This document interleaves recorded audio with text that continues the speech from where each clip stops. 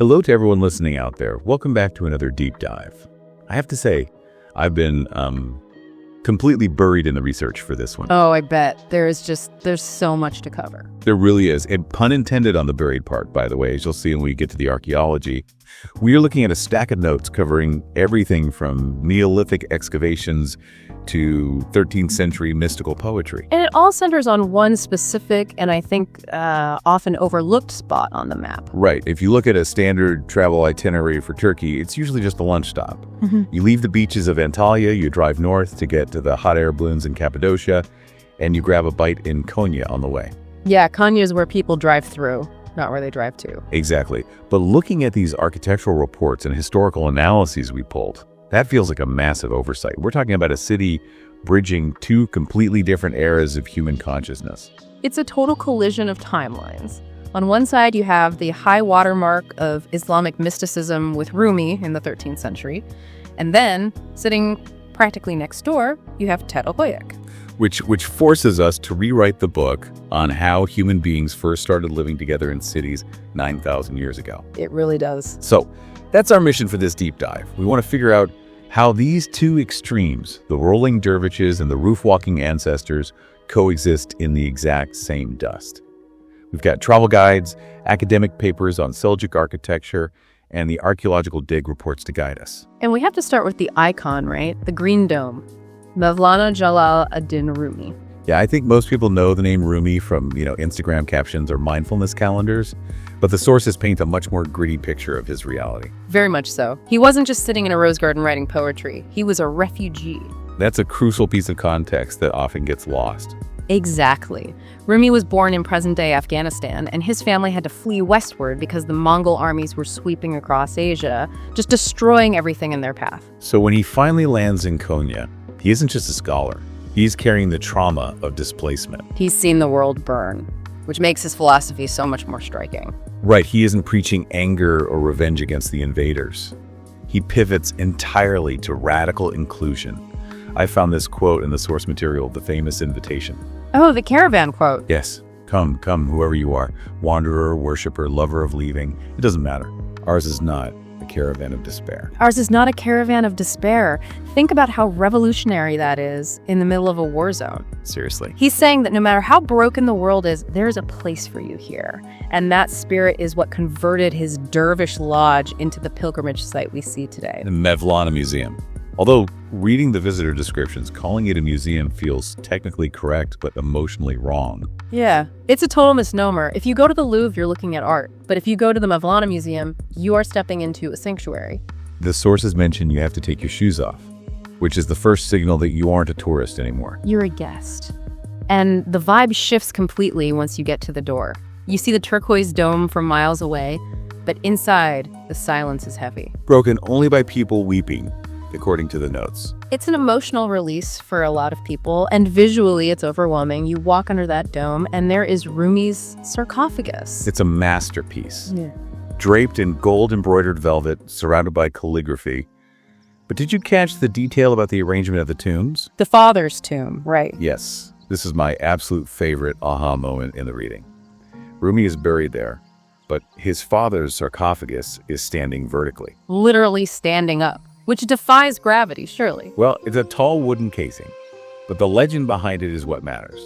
The story goes that when Rumi died and was brought to be buried, his father's tomb stood up out of respect. Because in that culture, a son doesn't sit while his father is standing. Exactly. It's the ultimate expression of adab. Spiritual etiquette and respect. Yeah. Even in death, the hierarchy of the father-son relationship is preserved physically in the architecture of the room. Well, tells you so much about the values of the society that built it. It's a beautiful, poetic visualization of respect. And speaking of physical objects holding spiritual weight, we have to talk about the box of the beard. The Sakala Jerif. The notes say this draws the biggest crowds. People pressing against the glass to get a glimpse of the box containing a hair from the beard of the Prophet Muhammad. It anchors the site and connects Rumi specifically to the core of Islam. It validates Konya as a holy city. But of course, the thing that brings the Western tourists is the image of the whirling dervishes. Mevlevi order.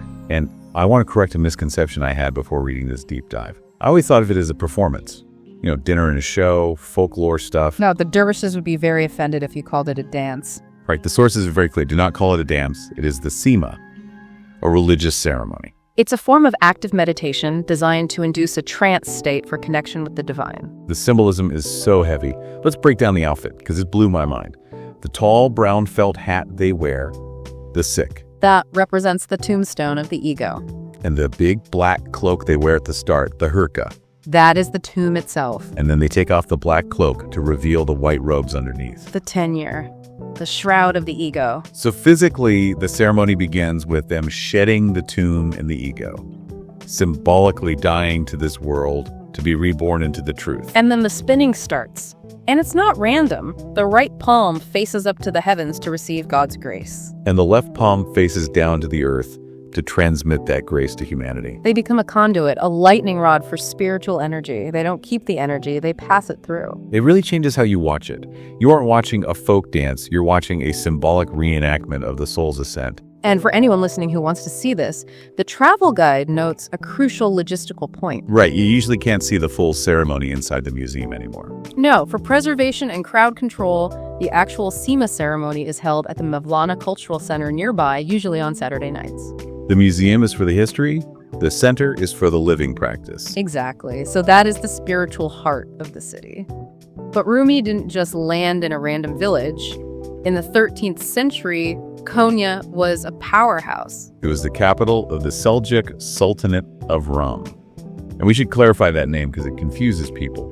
Rum sounds like liquor, but it actually refers to Rome. Right, it seems odd for a Turkish empire in the middle of Anatolia. But they were conquering lands that had been part of the Eastern Roman Empire, Byzantium, for nearly 1,000 years. They saw themselves as the inheritors of that Roman grandeur. But their architecture wasn't Roman, and it wasn't Ottoman either. It was something else entirely. The analysis describes it as cosmic architecture, which sounds like a genre of sci-fi. But looking at the photos of the stone portals, you get it. The Seljuks came from the Central Asian steppes, originally nomadic horsemen. They spent centuries sleeping under the stars. So when they finally started building stone cities, they brought the sky down to earth.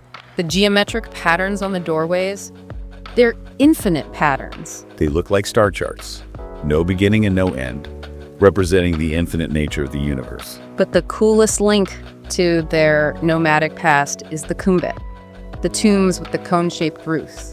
Right, if you look at a Seljuk kumbet next to a traditional Turkic yurt, the silhouette is identical. They essentially petrified their tents. They stopped moving, but built their permanent monuments to look like the mobile homes of their ancestors. I love that. It's like saying, we are settled now, but we remember where we came from. And they built incredible structures like the Aladdin Mosque, the oldest one, built on a hill that was likely a fortress for thousands of years. The interior is a forest of columns. But if you look closely, the columns don't match. The notes call it spolia. They reused marble columns from Roman and Byzantine ruins. It was practical, sure, but also a power move. We are building our temple on the literal pillars of the empires that came before us. History holding up the roof.